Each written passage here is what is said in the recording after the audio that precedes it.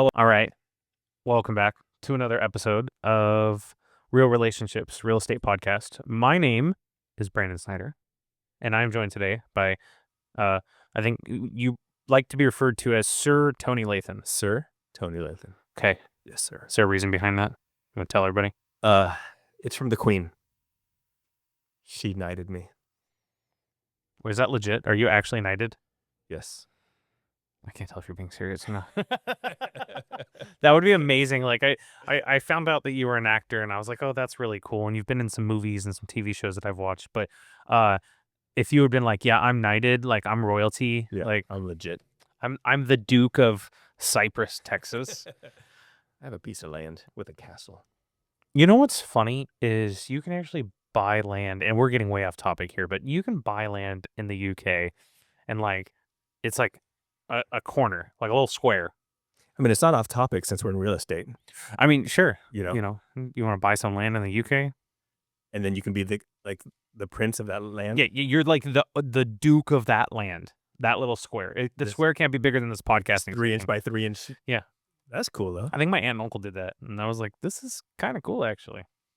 Okay, so you're not knighted, but you are Tony Lathan. I am the Tony Lathan. Yes, You are Sir Tony Lathan. Yes, sir. You're a real estate agent. I'm a real estate agent, team leader. Yes, we both are. That's kind of cool. We do the real estate thing together. Mm-hmm. Cool. Let's get into this. We are talking today, agents. This is for you. If you are wanting to know the exact prescription, I got a fever. Yeah. And the exact prescription to making 6 figures a year as a real estate agent. This is it. This is the podcast you should be listening to right here. Tony, I'll give you a little bit of praise here, talk about you, and obviously you can introduce yourself to everyone else, but you are a real estate agent. You've been in the game quite a bit now. Mm-hmm. What, 8 years? A little bit longer. 8 years in Houston, yes. Okay. You've been in the game for a little bit. You are on a team, SSG. That's our team, spoiler alert. You've been with us about 2 years now, actually almost 2 years this January. And you back-to-back years, very successful years. This past year, you had probably your best year. Yes, sir. So this is the episode.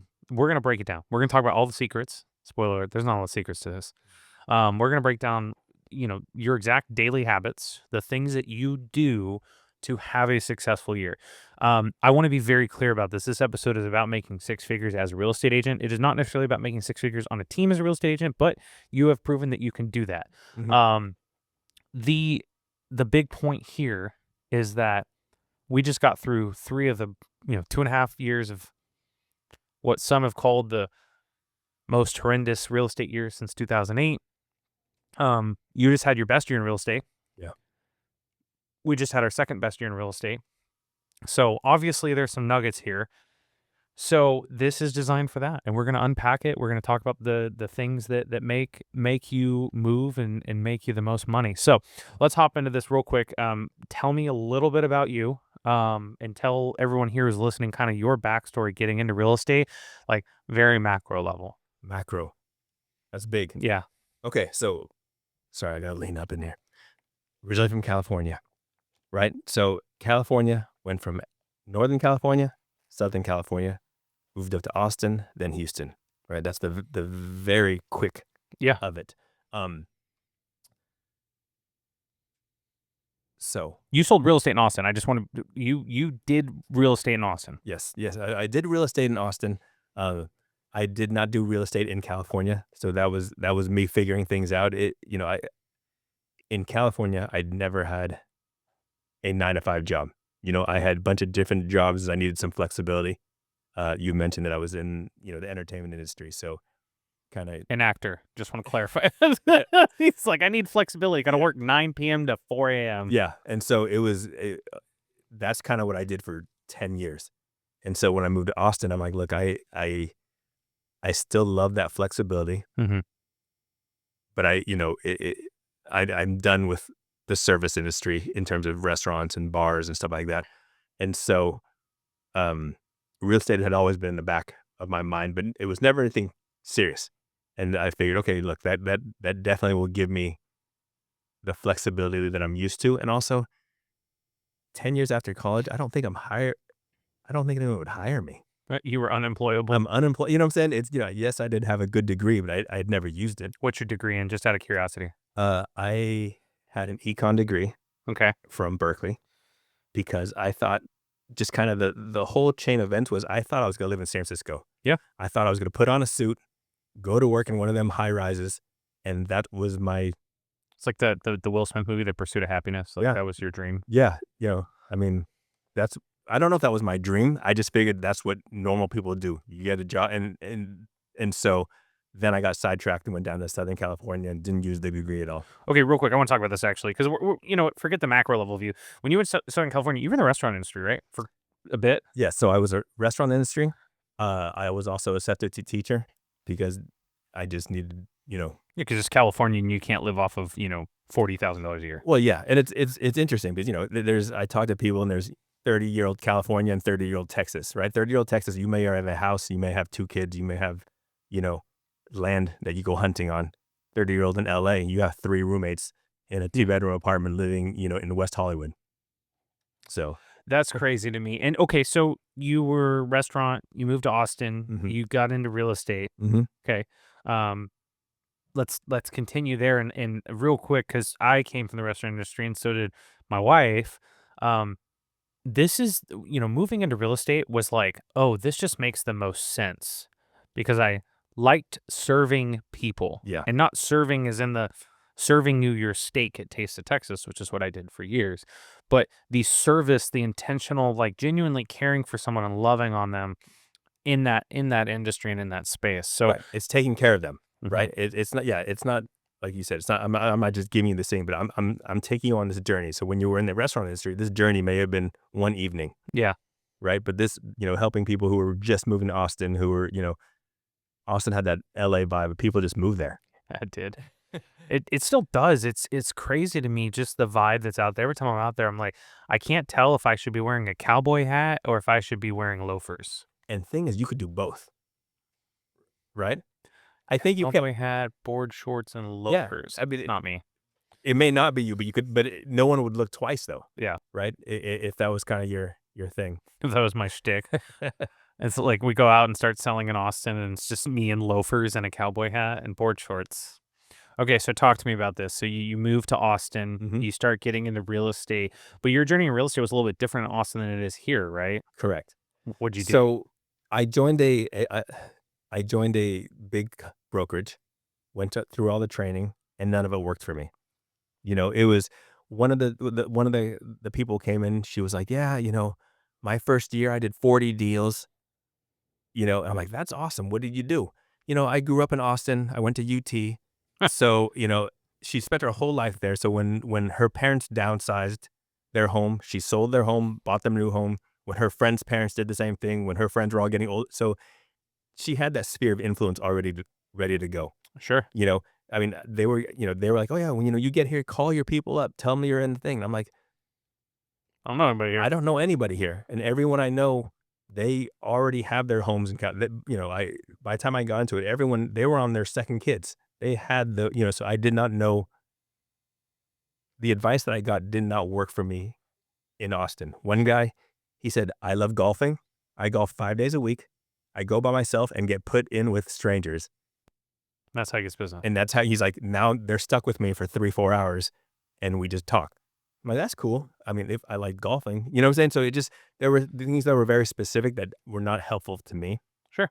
Um, and then through some connections, I ended up, it was a smaller brokerage, but it was more of a management company. Sure. Right. And they were like, "Hey, have you ever thought about doing rentals?" I'm like, no one I know does rentals. And when I was living in Southern California, you just went on to Craigslist. We had this thing called West Side Rental, where you kind of just you What de- side? yeah, Okay. exactly. But yeah, we dealt directly with the landlords. So when they brought that up to me, I'm like, I have no idea what that means. I didn't know people use agents for rentals. Sure. Um, it turned out to be very good though. So I was Especially in Austin when your rents are $4,000, $5,000 right, a month. right, exactly. And that was the thing, is that a lot of people, they moved there because they just graduated. They moved there, and what it was. it's different from Houston, right? You have a lot of younger people who are in the music industry or who are artists, and so there was a different type of vibe. And so by the time I left, I was probably doing between 50 and 70 rentals clients a year, That's crazy. That's a lot. you know, and that was it was. So I knew what I was doing there, and then but what I didn't know what to do was turn those people into long term clients. Sure. You know, I mean, I was getting referrals, so when you're getting a referral, you know you're doing something right. Yeah. Right? Because if they didn't like working with me, they would not refer their friends to me unless they were referring their enemies to me, I guess. I don't like this person. Yeah. Please take them. Yeah. And so uh, there were people who were starting to buy in Austin, but I didn't know how to convert those people. And then also moved down to Houston. So I Yeah. started all over again. When did you move down to Houston? 2016. Awesome. Okay. So you had been here for a minute. Yeah. So you were doing the rental thing in Houston as well? Right. So I basically took the same principles that I learned in Austin and did the same thing in Houston. Sure. I ended up joining a boutique brokerage, and I knew I wanted to switch over. I just didn't know how to do it. I knew that I had a good work ethic. I knew that I knew how to do this thing, but I didn't know how to to pivot a little bit. So even at the smaller brokerage, I took out a lot of the more experienced agents. I was like, hey, can you give me a little bit of advice? Tell me, and so but it was interesting because some of those agents were like, I don't really do anything anymore. I just get referrals all day long. I'm like, well, you know, Must be nice, yeah, buddy. yeah. And so they were all very friendly. But their advice didn't go anywhere for Right. me. Because it sounds to me like there was a lot of gatekeeping. Like they didn't the secret was there and they didn't want you to be a part of it. Correct. Yeah. It was You just could do as competition. right, right. And so it was just one of those things where I was at that agency for a while. I was still doing a lot of rentals. I definitely had more sales transactions also than I did in Austin. I had a couple, in Houston I had definitely more, but even those were not me going out and getting business. I lived near downtown. I had, my daughter was born in Houston, and so my first clients, all of them were they had kids. Yeah. Their kids were friends with my kid. I built relationships with these people just because we saw each other every single day. And it just happened to be that I was an agent, not because I was like, come use me for anything, but Yeah. it just kind of, it was organic. So that was great. But then that's also very limiting, Sure. you know, in terms of, I don't think that's a feasible way to do it. Like, okay, let me move into a new neighborhood and take 3 or 4 years to meet these people and, and then have them buy and sell a house. It's interesting that you mentioned this. Like a couple times now, you've gone into new markets and like found ways to do business. But it sounds like, obviously we'll get into it in a little bit, but Hmm. it sounds like with Houston, once you found your rhythm, you didn't really stop, Hmm. which was good. Because there's a lot of people who go, well, I'm moving to a new area. I don't know anyone. Maybe I'll just go get a 9 to 5. It's like, I don't know about you, but like I've been in the industry adjacently for like 7 years in some capacity. And then, I was in wholesaling before. I'm unemployable, y'all. Yeah. Like I could go wait tables. I joke about this all the time. Every time I go to Taste of Texas, I literally look at Mary and I go, I know all the table numbers still. I know most of the menu still. I could sell steaks tomorrow and do very good at it. Hmm. That's the Hmm. only thing I'd be good at is probably I couldn't work at Chili's anymore. Like I couldn't work at Olive Garden anymore. I could probably work at Taste Texas again. Right. Right. Nina, if you ever watch this, I'm not coming back. But if I needed some seasonal work, no, I love Taste and what they did. Mary and I met there, Right. and that's how we knew we'd be in business together because we worked so well together. Hmm. Anyway, this isn't about me, but I think that's funny because as restaurant employees, I feel like we have the personality, right? We have that, but I think this industry brings out something different in us, like this yearning for more, this desire to, I don't know, man. I think about like hunting. I'm not a hunting guy. I don't go do a duck hunt every year or Hmm. whatever. But man, when I think about real estate, I think about the hunt, Yeah. right? And that's something that actually it's cool because you brought that out of me. Like I used to be like, yeah, like I'm just gonna let everything come to me.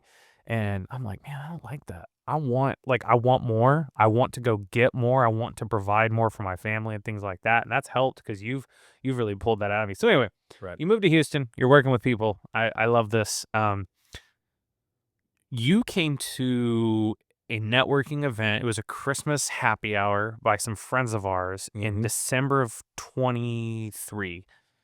And at this point, I had just had probably the worst year in my real estate career, just from like a mental standpoint, from a team standpoint. We were like just exhausted mentally because we had gone through 20, 21, 22, and then 23 just like crap the bed, and we were miserable. And we met at an event, and I remember this very vividly because as someone who has recently learned in the past year that they're on the spectrum, um, I didn't realize why I didn't like social events. Mhm. I'm a very extroverted person, but I hate social events. And I was like, "Hey, like, I kinda wanna leave soon, like, I don't really wanna do this." And I love our friends Chris and Shelly, like, if they tell me to be somewhere, I will be somewhere because 'cause they've done so much for us. But I remember you talking about being from the Bay Area. Yeah, okay, so I'm the same way. You're just not autistic. I am, But I but I don't care for it. This event was easy to go to. Not easy, but I had no excuse because it was in your neighborhood, like, because it was a 3 streets over. three-minute walk Yeah. to my house, and so kinda back it up. So, I joined EXP maybe 4, 5 months before we met, Okay. um, and the reason I joined EXP is my boutique brokerage, they closed, and so it made me well, once they closed, I had to go somewhere, and it was nice because I knew that I was stuck and I didn't know what to do, and if they hadn't closed, I don't know how long I would've stayed there kind of stuck And that cycle. in that cycle, Yeah. and so in a I mean, not good for my broker, but good for me that it made me go out and find somewhere else to go to. Well, it's funny because your broker is now one of our brokers at EXP, right? Yeah, yeah. So, but it was, so I interviewed with a couple different places, ended up with EXP, and then I ended up at that party because it was like, well, he can see if I'm not there. He can see my car type of thing. Yeah. So I went over there, and I'm not very good at small talk, and this is the tough thing is I don't want to go talk to you about real estate. Sure. You know what I'm saying? Yes, that's what I do, but if it comes up, it comes up, but I'm not going to talk about it. And so when you overheard something, it was because I was talking about football. Yeah, you were talking about the 49ers, like, and then we ended up connecting, and I was like, "Man, like, this is someone who, we're both from the Bay Area. Mhm. You went to Cal. I dreamed of going to Cal, but I didn't have the GPA to go to Cal. I wasn't as smart. No, I just didn't apply myself. But, I was the San Jose State kid. That's where I was The gonna go. Spartans. Yeah, if I hadn't moved here, I was gonna go to San Jose State. Um, the thing that really just stood out to me was like, man, like, this is someone who just kind of takes life at face value and is very even keeled. I think you were wearing a Santa hat. Mhm. Um, I'm pretty sure this is so weird, y'all, because like I remember what I met my wife in when we first started working together. Like I remember, I'm pretty sure you were wearing the black, white, and gray checkered shirt that you have.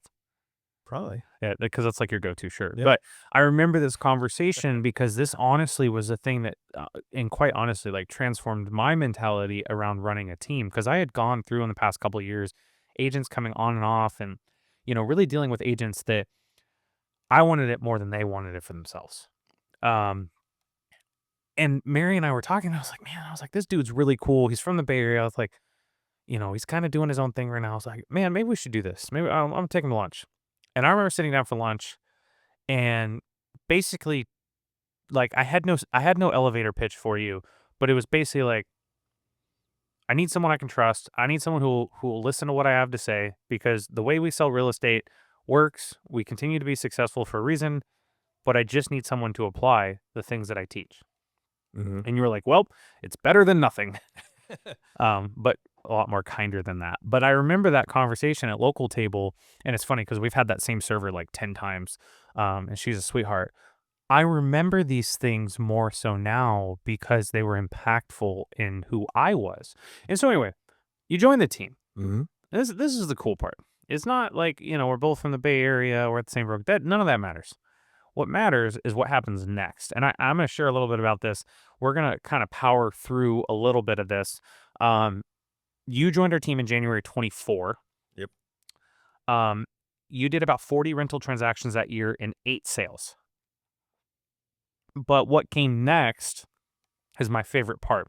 That year, you took almost everything we had to say, like it was directly from the Bible itself, and applied it to your business. And I want to ask you in that year in 24, because we'll get to 25's numbers. 25's is like, the icing on the cake. What was the one thing in 24 that you applied to your business to help you accelerate your growth? It was consistency, Hmm. right? So it's one of those things, like you said, there's no secrets here, right? We're not reinventing the wheel, Nope. right? But we need to know what we're doing, right? And so, you gave me that book, One More, The Power of One More by The Ed Power Mylett. of Yep. One More. You know, so The Power of One More, there's two things I remember from that book. It's a really good book. The two things I remember is, the idea of one more is like, hey, one more phone call, one more meeting, one more, right? You can call it quits, but if you really want to step up your game, it's one more. Let me do, it's about being efficient with your time. I've never been a person who reads books like that, Mhm. self-help self-help start, that's not the right word, but it's kind of, Yeah, this checks out. You're an NPR guy, so like you're not a big self help you guy. I know, get it. it's okay. And but it's the one thing one chapter, it was like maybe 3 pages. I don't even know. It was about that pinata, Yeah. right? And that's the thing I remember is basically you do these things, even though it's, if you say you're going to do it, you're going to keep pushing forward and doing it, even if you don't see the results, Yeah. because you can't you can't say, oh, I've done this for 3 days. I don't see anything happening. It must not be working, Yep. right? You can't give up because it's not changing. But the idea of the pinata is, right, you go to these parties, you have these kids, they're swinging away, they're missing, they're glancing off, but people don't stop, right? You keep doing it. And eventually what we don't see is that thing is cracking, right? There are little fissures that are happening. Yeah. And that's kind of what we're talking about here, because, you would tell me, hey, Tony, you need to do X, Y, and Z. And I would be doing it. And I'm sitting there going, I don't see nothing. There's Yeah. nothing happening right now. Right. But it was kind of one of those things where with your guidance of like, hey, this is, these are the steps. But with that pinata thing, it was like, okay, eventually the pinata breaks. Right. So it happens, but you have to be patient. But you also cannot be sitting back and waiting for things to happen. You have to, if you're going to say, hey, I'm going to make 10 phone calls, you make 10 phone calls for 5 days, nothing happens. You do it on the 6th day. Nothing Right. happens. You do it on the 7th day, right? Or maybe it's not 10 phone calls. Maybe you have to do 15 every day now, right? And so it's the idea of, even when it's not even that it doesn't look like it's not moving, you still have to put in the work.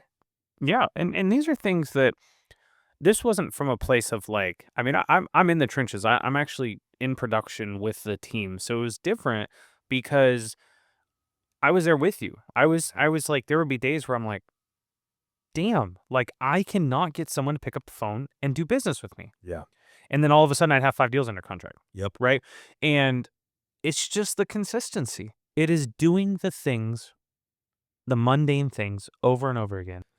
So I had an agent one time and she came to me and she said, open houses don't work. And I'm like, yes, they do. How many of you worked? Hmm. And she's like, oh, I did like 3 or 4 in the past 3 months. And I'm like, that doesn't work.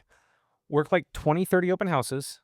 And if you aren't converting, then it's a scripting issue or it's like a emotional intelligence, talking to someone issue.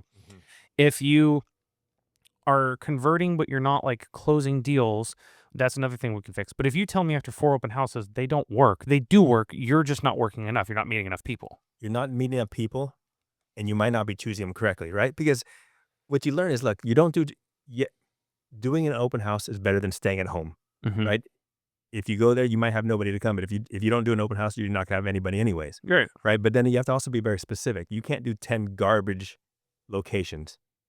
Or like You can't, houses that have been on the market for like 300 days. right? There's things where you have to be very deliberate, Yeah. right? Before it was like, all right, let me see who will give me an open house. But now it's like, what do the pictures look like? How long has it been on the market? Where is it in the neighborhood? If you're in a big old neighborhood where this house is way in the back, it might be a beautiful house, I think I'd rather choose something in the front of the neighborhood that's easier to find. Yeah, or just like call your leads instead of working that open house. Mhm. Mhm. Okay. So consistency, year one. Year one on the team, consistency. How much did you make year one between your leases and your transactions? I probably made about 60,000. Okay.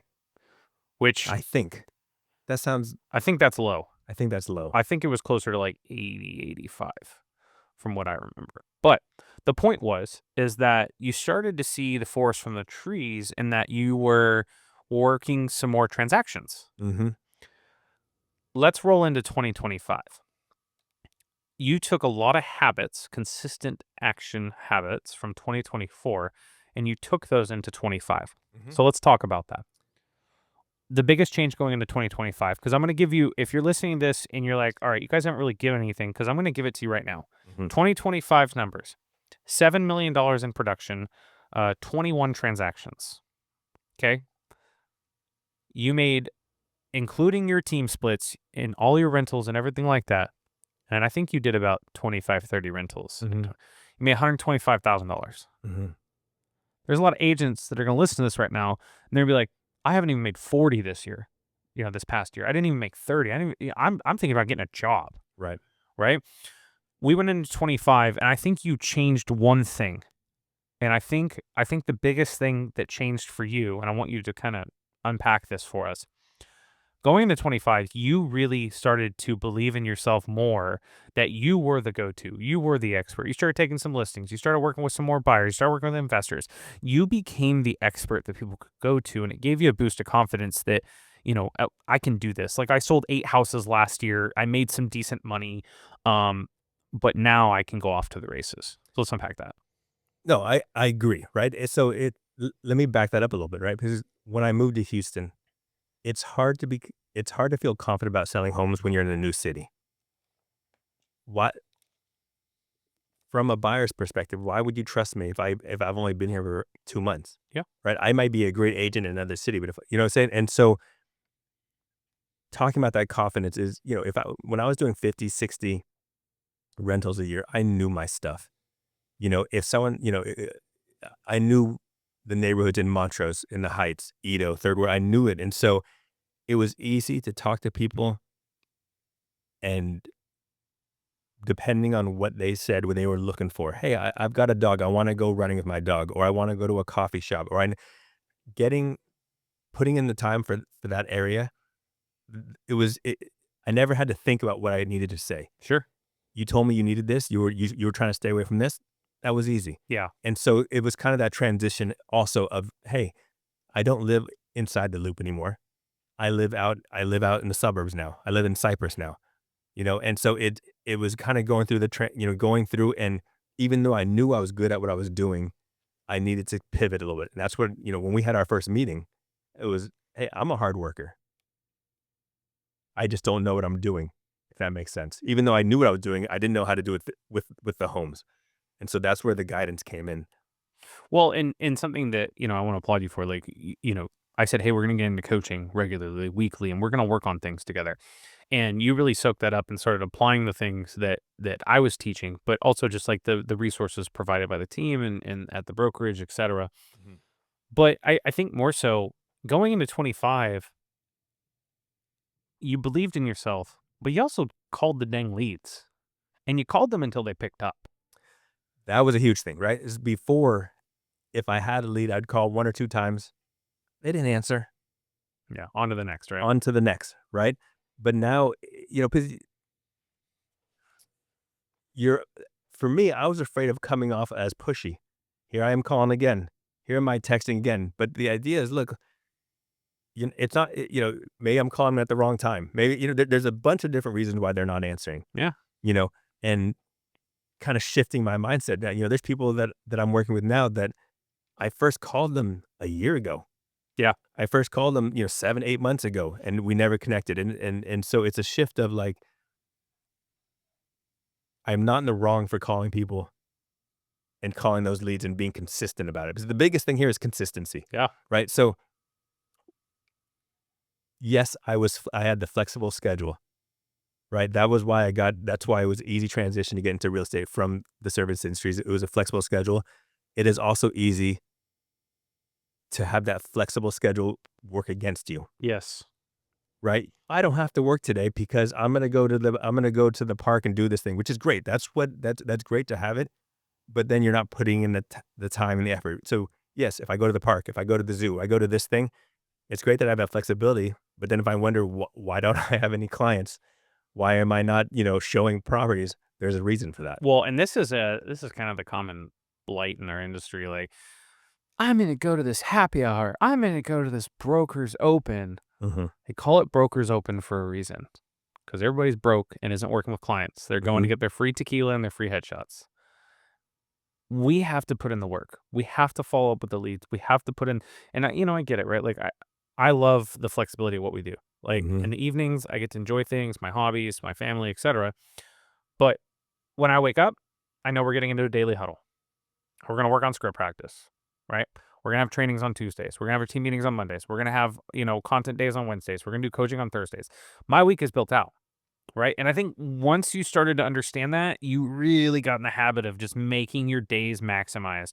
So, this is something that we actually worked on in coaching for, like, a whole year, was, like, fix your freaking calendar, because if you live and die by your calendar, you will be successful or you will fail. Hmm. And you really took that to heart and worked on it, and it showed. So, last year, about 21 homes.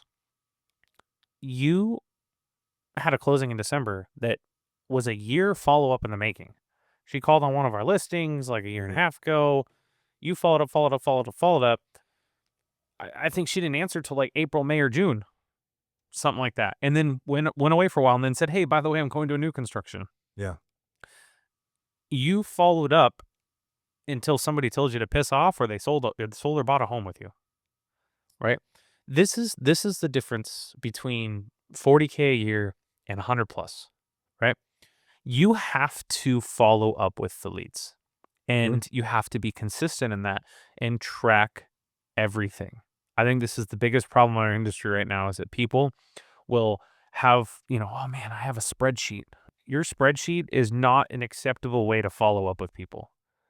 No, for sure. And that's the thing. It I thought I was an organized person, right? But there's without the accountability to yourself, it doesn't work, right? And I realize this now too, because I am working with some of the newer agents on the team, and I'm trying to tell them, hey, it took me a while to figure this stuff out, right? So you know, part of me sharing what I have is that if it took me 6 months to figure this out, I want you to do it right away, so that you're not slow. I don't want you to join this thing and be frustrated that things aren't happening, because I don't want you to do what I did, right? It took me a while to, you know, We had to like unwire some bad habits. I mean, that's part of it, right? Like, when you were on your own, like you didn't have systems and processes. You had Tony land. right. I was good at what I was doing, but I didn't, yeah, I did not have a system.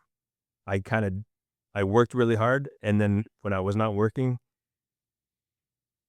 things were kind of all over the place, and so I think that's the pitfall that you fall into, that you don't need to treat this like a 9 to 5 job, right? So it's one of those where the flexibility is great, but sometimes, like, let's say you were a teacher, you can't just up and say, "Hey, I decide not to work." I mean, you could, but I was like, "You were a substitute teacher. You would know if yeah, somebody woke up and said, 'I'm not working today,' you were in." but you couldn't just leave in the middle of unless it was an emergency. But for Right. me, it was like, "Oh, I'm working. Oh, there's this. Let me go grab lunch with a friend right now," which Yeah. was it. It was great grabbing lunch with them, but it wasn't intentional, right? And the thing is, I feel like now There it is. That's the $1,000,000. That's it. it's the Can we intentional can we part. dive into this? Let's talk about you being intentional with meeting with people, and let's talk about that, the relationship aspect of what we do, as we're kind of Hmm. circling third base and coming home with Hmm. this. Go ahead. Well, no, it's about being intentional. I mean, it's an easy word to throw around, right? If you keep to your schedule, if you take care of the stuff that you want to take care of, you can still do lunch with your friends.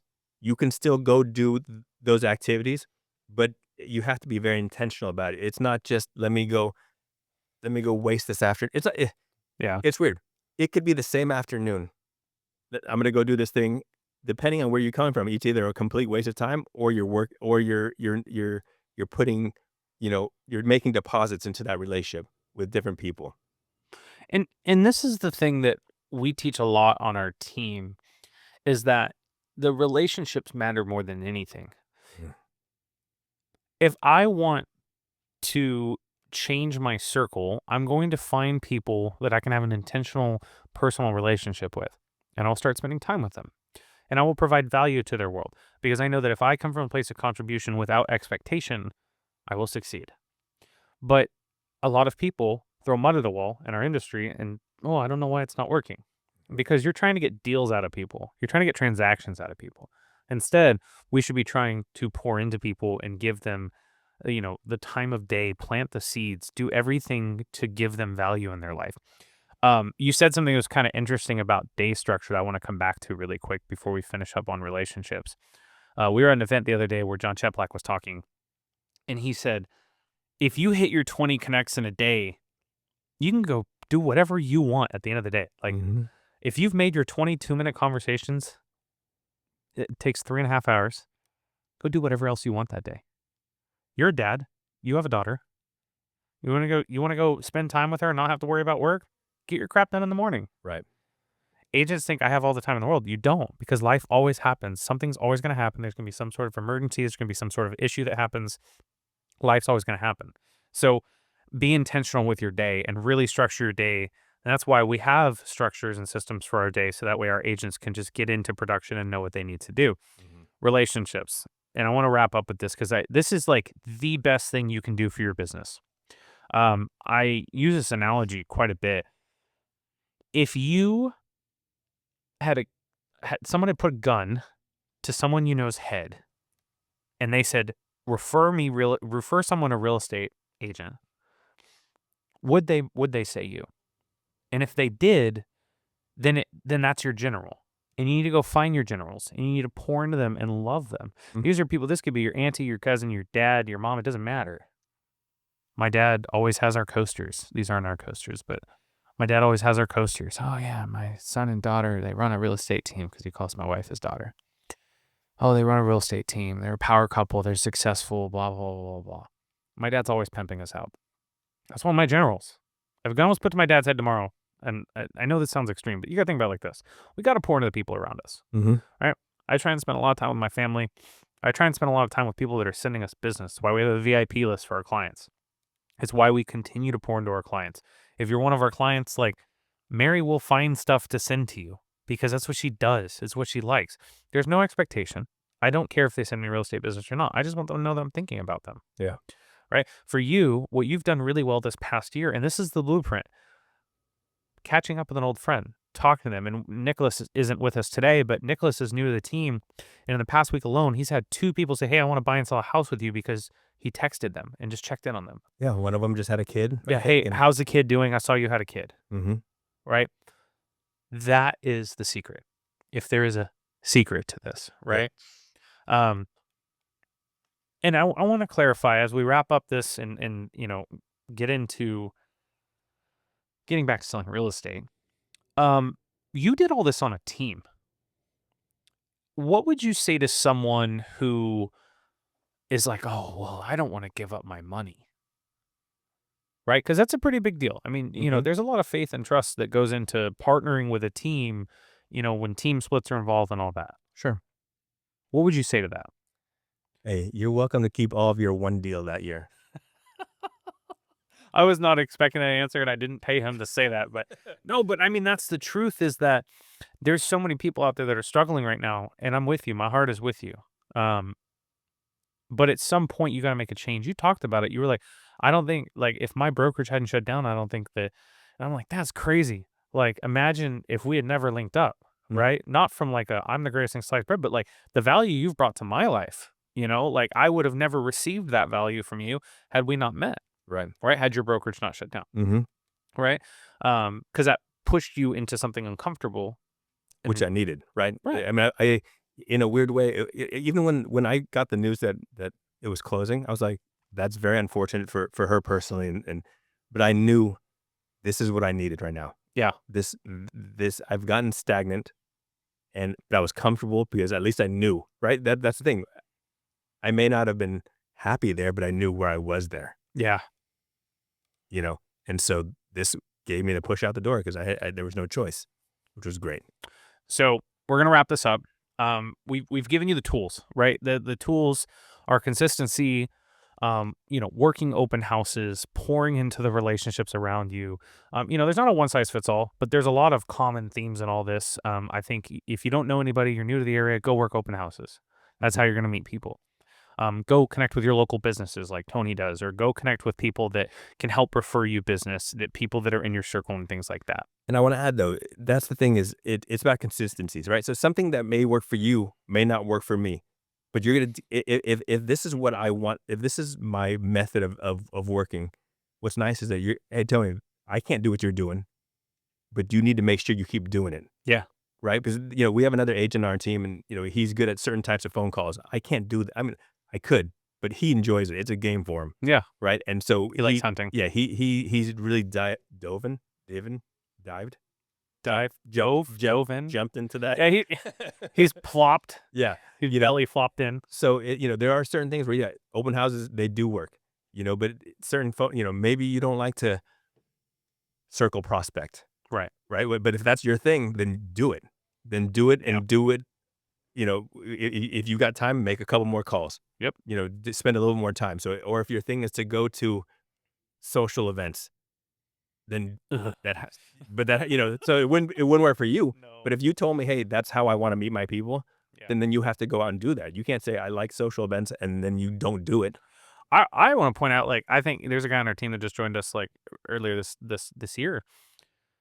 He's getting business off social media. And this is someone who is like not regularly posting on social media in the 6 years that I've known him. And now he's just doing it regularly and like he's getting business. He just got a listing from it. Yeah. Right? From someone just saying, hey, like, I saw your video. I want to sell my house with you. Mm-hmm. That's crazy to me. Like, it, it's just doing it consistently. It's doing it consistently and doing things that are uncomfortable. I don't like social media. I don't. Nah, I, you? I don't, but I do it. And it's interesting. I know we're wrapping it up here, but I've had people say, oh, that looks great. That work is so busy that you're doing really well. But it's interesting because I was always busy. Yeah. I was always working a lot, but I didn't. That wasn't part of You aren't marketing it. right. I didn't know how to market myself.